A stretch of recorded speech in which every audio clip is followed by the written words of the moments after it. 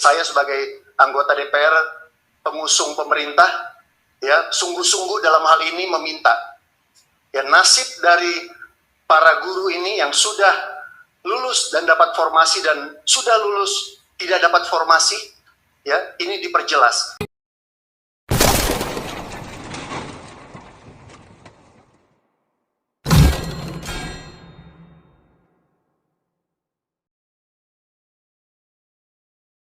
Kalau kita bicara soal guru yang ikut seleksi dalam seleksi P3K, memang ada hal yang sudah disepakati di Komisi 10, yaitu menjadi concern Komisi 10. Sebagian dari mereka ini kan banyak yang sudah lolos dengan passing grade-nya, tetapi ternyata formasinya nggak ada. Semua ini kan diaturnya di pusat. Karenanya kemudian kami mendorong agar mereka tidak lagi kemudian harus dites lagi. Jadi mereka mendaftar tetapi sudah disiapkan langsung penempatan, tidak perlu ada seleksi lagi karena pada dasarnya kan mereka sudah lolos seleksi. Tinggal memastikan bahwa formasinya adalah formasi yang tepat, di mana meskipun mungkin nanti karena di sekolah asalnya mereka sudah ditempatkan, tapi paling setidaknya di dalam kota atau kabupaten yang sama yang membuat mereka tidak terlalu jauh juga jaraknya dari tempat semula. Jadi yang bersangkutan juga harusnya mendaftarkan, dan ini perlu kerjasama dengan daerah karena daerah ada banyak yang pada dasarnya keberatannya adalah ketika bicara soal tunjangan karena gajinya adalah gaji yang diberikan oleh pemerintah pusat, tetapi tunjangan dalam Perpres itu disebutkan bahwa tunjangan itu diberikan oleh pemerintah daerah. Komplainnya pemerintah daerah adalah karena menurut pemerintah pusat uangnya semua udah dikasih, uang semua dikasih tapi masuk ke dalam DAU dan dana alokasi umum. Dana alokasi umumnya itu tidak menambah, sekali lagi tidak menambah dana alokasi umum yang biasa ada, bahkan ada yang menjadi defisit. Karenanya daerah kemudian menjadi kesulitan. Akhirnya mereka memilih untuk tidak mendaftarkan.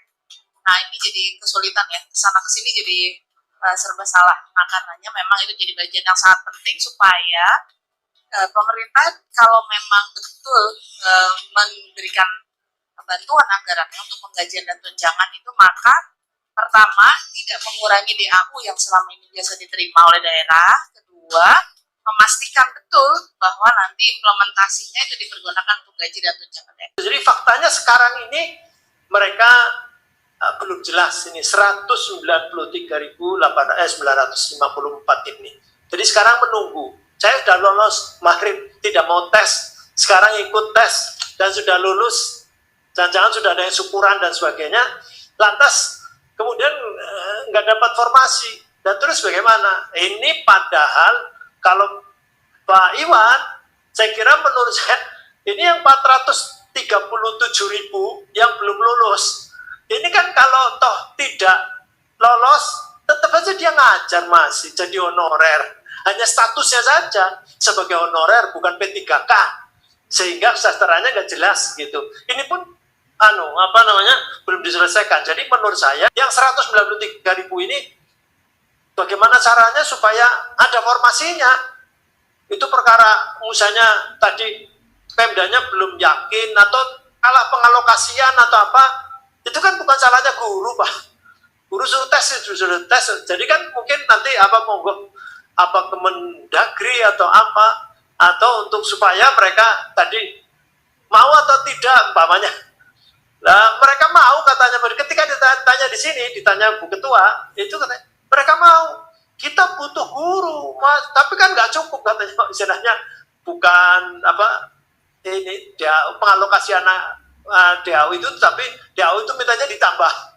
Nah ini kan berarti logika keuangan dan sebagainya, ini kan bukan urusan guru, Pak. Sekarang yang penting 193.000 itu sudah tes dan lulus passing grade, sudah memenuhi. Sebelumnya nggak mau, mereka demo di depan itu PNS harga mati, karena dulu kan yang K1, K2 pakai PP 48 dan sebagainya, itu kan semua diangkat PNS, Pak. Semua diangkat PNS, meskipun akhirnya ada problematika data dan sebagainya. Itu kata Pak RB 2009 itu katanya naik sampai 11 kali, bukan 100 kali, bukan 100%, enggak, 11 kali baru 1100%, 1100% 2009. Itu sejarah lah, itu tadi sejarah. Dan ini kan sekarang menyelesaikan problematika itu. Bagaimana kita mau menyuruh mereka kalau mereka nggak yakin? Kita udah bilang dana ada, dana sudah earmark.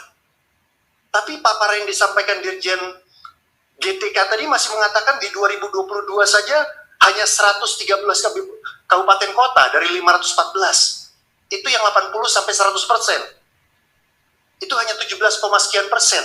Selebihnya tidak mau mengajukan. Tidak mau mengajukan. Karena nggak jelas statusnya.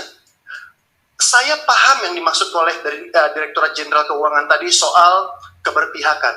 Tapi Bapak, mohon maaf, saya bukannya mau membedakan antara diangkat sama dipilih langsung oleh rakyat, Pak. Ya, Bupati dan Wali Kota ini dipilih langsung oleh rakyat. Sama seperti Presiden dan kami-kami. Mereka tentunya punya agenda juga. Ya, dan tidak bisa hanya dicap bahwa, oh dia tidak disiplin 20%, oh dia tidak bisa, Pak. Itu mungkin harus didalami. Ya, harus didalami lebih dalam lagi, Pak. Di setiap kabupaten kota. Nggak bisa kita gebiah uyah, kita pukul rata, sehingga nanti kalau kita ketemu daerah nyalain pusat. Ketika kita ketemu pusat nyalain daerah. Nah ini kan pemerintah bisa menyelesaikan komunikasi ini. Ada Kemendagri di sini, ada Kemendikbud, ada BKN, ada Kemenkyu, dan lain sebagainya.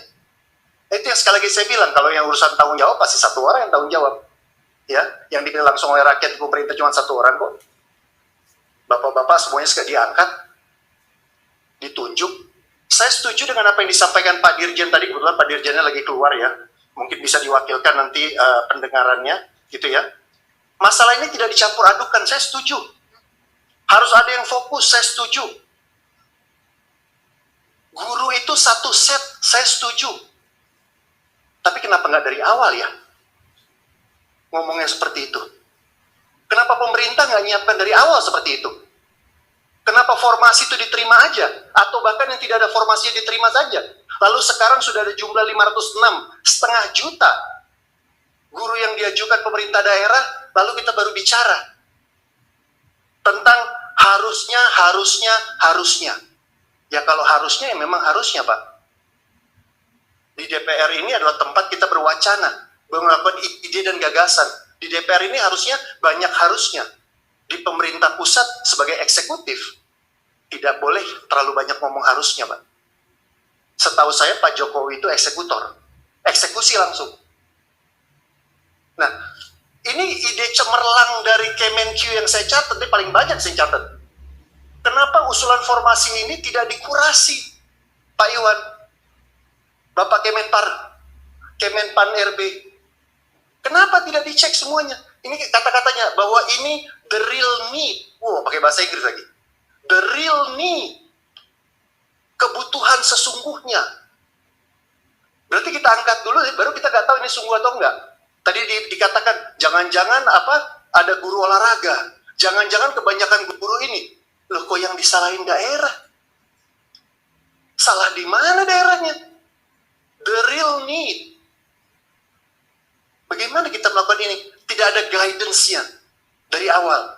Bahwa yang boleh diangkat, yang boleh ikut ujian adalah yang betul-betul dibutuhkan satu set komposisi guru di kabupaten kota tersebut. Ya, saya sebagai anggota DPR, pengusung pemerintah, ya sungguh-sungguh dalam hal ini meminta ya nasib dari para guru ini yang sudah lulus dan dapat formasi dan sudah lulus tidak dapat formasi, ya ini diperjelas.